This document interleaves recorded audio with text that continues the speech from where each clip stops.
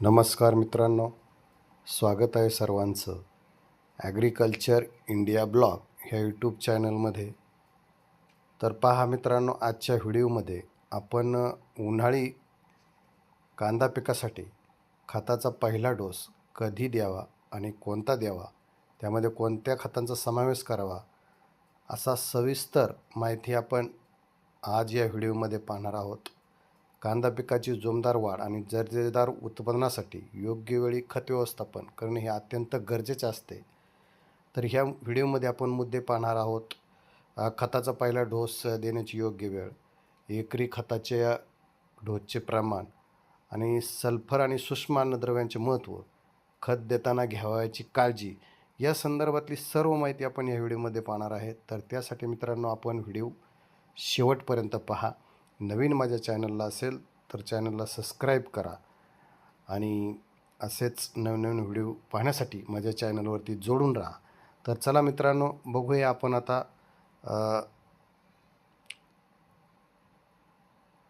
पहिल्या डोसासंबंधातली माहिती. तर मित्रांनो पहा, कांदा लागवडीनंतर साधारणपणे 10 ते 15 दिवसांच्या दरम्यान पहिला डोस द्यावा. या काळात रोप स्थिरावलेले असतं आणि त्याला वाढीसाठी अन्नाची गरज असते आणि त्यावेळेस मित्रांनो पहिला डोस देणं खूप गरजेचं असतं. तर आता पहिला डोस मित्रांनो कोणता द्यावा, खताचे प्रमाण किती आणि प्रति एकर किती द्यावा, या संदर्भातली आपण माहिती पाहणार आहोत. तर आपण नक्की व्हिडिओ शेवट पहा. तर पहा मित्रांनो, सुरुवातीच्या काळामध्ये आपण काही मिश्र खते देऊ शकतो. त्याच्यामध्ये मग पहिला डोस तुम्ही 10-26च्या 2 बॅगा 1 एकरसाठी आणि युरियाची 1 बॅग 1 एकरसाठी असा पहिला डोस मित्रांनो घ्यायचा आहे. तर त्याच्यामध्ये मित्रांनो सल्फर म्हणजेच गंधक 10 किलो. तर हे काय करतं मित्रांनो, कांद्याची टिकवण क्षमता आणि चकाकी वाढवण्यासाठी अत्यंत आवश्यक आहे. आता हा झाला पहिला डोस. तर याला आता मित्रांनो पर्याय दुसरा म्हणजे काय करायचं आहे, जर आपल्याकडं एवढं भारीतलं आपण खत मारू शकत नसेल तर स्वस्त खते एकदम प्रभावीपणे, तर मग साधं मित्रांनो सिंगल सुपर फॉस्फेट 3 बॅगा, urea 50 kilo, muriate of potash ते 40 ते 50 किलो आणि सल्फर 10 किलो हा सुद्धा आपण पहिला डोस मित्रांनो देऊ शकतो. त्याच्यामध्ये मित्रांनो काही महत्त्वाच्या टिप्स आहेत. तर मित्रांनो सल्फरचा वापर हा कांद्याच्या विशिष्ट तिखटपणा आणि साठवणूक टिकून ठेवण्यासाठी, म्हणजे आपल्याला उन्हाळी कांदा साठवून ठेवण्यासाठी खूप महत्त्वाचा त्याच्यामध्ये उपयोग होतो. कांदा जास्त सडत वगैरे नाही. दुसरी गोष्ट मित्रांनो, आपल्या जर कांद्यामध्ये तण वगैरे जर असतील तर वेळेत ते तण वगैरे जर काढलं तर जे खताचं व्यवस्थापन आहे, जे खत आहे, तर ते खत मित्रांनो कांद्याला त्याचा फायदा होतो. जास्त तणामुळे तणखत खात नाही. त्याच्यामुळे साधारणपणे पहिला डोस दिल्याच्या नंतर मित्रांनो एक चांगलं गवत जर उगून आलं असेल तर त्याच्यामध्ये तुम्ही तणनाशक वगैरे फवारणी करू शकता. तर मित्रांनो हा बघा, आपण खताला मी जो सांगितलेला आहे हा खताला पहिला डोस दिलेला आहे आपण, आणि बघू शकता त्याचा रिझल्ट आता सध्या खूप कांदे चांगले आलेले आहेत. तर जवळपास आता हे कांदे मित्रांनो महिने 1.5 महिन्याचे झालेले आहेत. तर अशा पद्धतीने मित्रांनो हे कांद्याचं व्यवस्थापन आहे.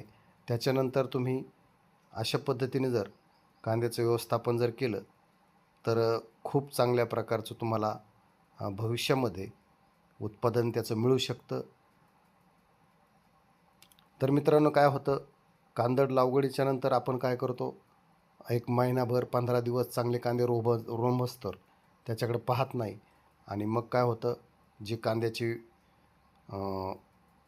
फुटवण आहे किंवा जी मुळी चालायची आहे ती पटकन चालत नाही आणि मग आपल्या कांद्याला प्रॉब्लेम येतो. तर अशा पद्धतीने मित्रांनो हा खताचा डोस मी सांगितलेला आहे. तर मित्रांनो काय होतं, खताचे प्रमाण हे एकरासाठी तुम्ही 2 बॅगा किंवा 3 बॅगा वापरू शकता.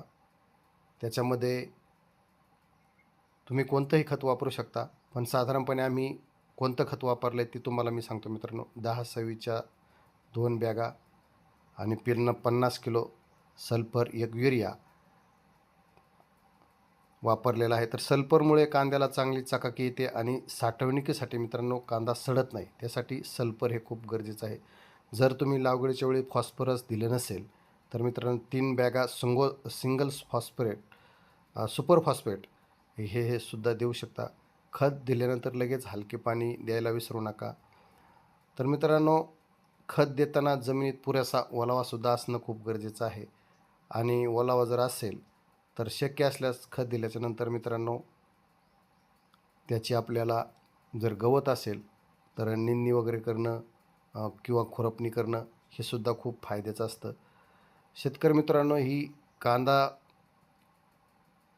कांद्याचं जे खत आहे, खत व्यवस्थापनातली अशा पद्धतीची माहिती मित्रांनो मी आपल्यासमोर मांडण्याचा प्रयत्न केलेला आहे. तर आपणास ही माहिती कशी वाटली नक्की एक कमेंट करून सांगायचं आहे आणि असेच माझे नवनवीन व्हिडिओ पाहण्यासाठी माझ्या चॅनलला सबस्क्राईब करायचं आहे. तर याच्यानंतर मित्रांनो आपणाला मी दुसऱ्या डोसचं सुद्धा माहिती देणार आहे. तर तो दुसरा डोस कोणता द्यावा, किती प्रमाणात द्यावा हे सुद्धा आपण याच्यामध्ये पाहूया. तर मित्रांनो, दुसरा डोस हा साधारणपणे कांदे 40 ते 50 दिवसाचे म्हणजे 2 महिन्याच्या होत आले असतील किंवा 2 महिन्याचे झाले असतील अशा वेळेस दुसरा डोस देणं मित्रांनो खूप गरजेचं असतं. तर मित्रांनो, या काळामध्ये आपण दुसरा डोस कोणता द्यायचा आहे ते पाहूया आपण या व्हिडिओच्या माध्यमातून. महाधनच्या 3 बॅगा एकरसाठी भरपूर झाल्या मित्रांनो. 1 एकरसाठी महाधनच्या तुम्ही 3 बॅगा देऊ शकता. तर दुसरी गोष्ट मित्रांनो, त्याच्यामध्ये कीड व रोग नियंत्रणासाठी खत देताना खत न देता तर त्याच्यामध्ये किडीसाठी खोडकिडा असेल किंवा उन्नी असेल, हुमणी असेल तर त्यासाठी मित्रांनो कीटकनाशकसुद्धा देणं खूप गरजेचं आहे. त्याच्यामध्ये मग तुम्ही मित्रांनो हुमणीसाठी प्रिफ्रोनिल किंवा मग कार्बोक्युरन हे टाकल्यास त्या खतामध्ये तुमची जी कीड आहे, जी हुमणी आहे, वाळुणी आहे, त्याच्यामुळं ती होणार नाही.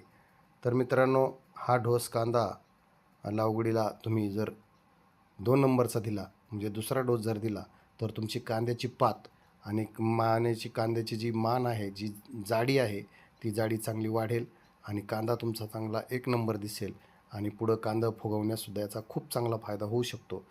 तर अशा पद्धतीने मित्रांनो आपण जर कांदा व्यवस्थापन जर केलं, खताचं जर नियोजन केलं तर मित्रांनो खूप चांगल्या क्वालिटीचा कांदा येऊ शकतो. तर अशा पद्धतीने मित्रांनो आपणास मी हे खताचं नियोजन आपल्यासमोर मांडण्याचा प्रयत्न केलेला आहे 2 डोसचं. तर याच्यामध्ये तुम्ही 3 डोस पण देऊ शकता.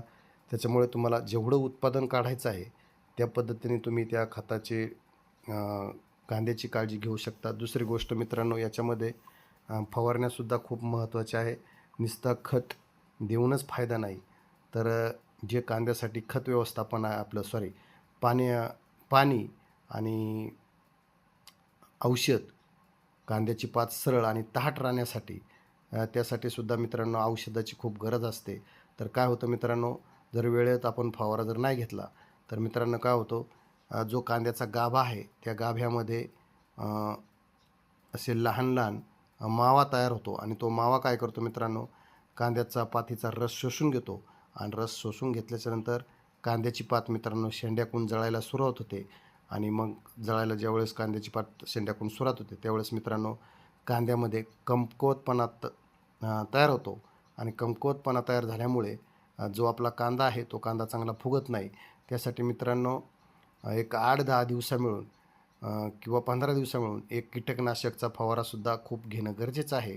तर त्या संदर्भातला सुद्धा मित्रांनो कोणता फवारा घ्यावा या संदर्भातली सुद्धा माहिती मी नक्कीच पुढच्या व्हिडिओमध्ये आपणास देण्याचा प्रयत्न करेल. तर मित्रांनो, आता व्हिडिओ खूप मोठा होत आहे त्याच्यामुळे मी आता आपणास हा व्हिडिओ कसा वाटला नक्की एक कमेंट करून सांगायचं आहे आणि आपण हा माझा व्हिडिओ कुठून पाहता ते पण कमेंट करून सांगायचं आहे. तर असंच वेळोवेळी आपल्याला वेगवेगळ्या पिकांचं मार्गदर्शन माझ्या चॅनलच्या माध्यमातून नक्कीच पाहायला मिळेल. तर माझ्या चॅनलचं नाव आहे ॲग्रिकल्चर इंडिया ब्लॉग. चॅनलला सबस्क्राईब करा.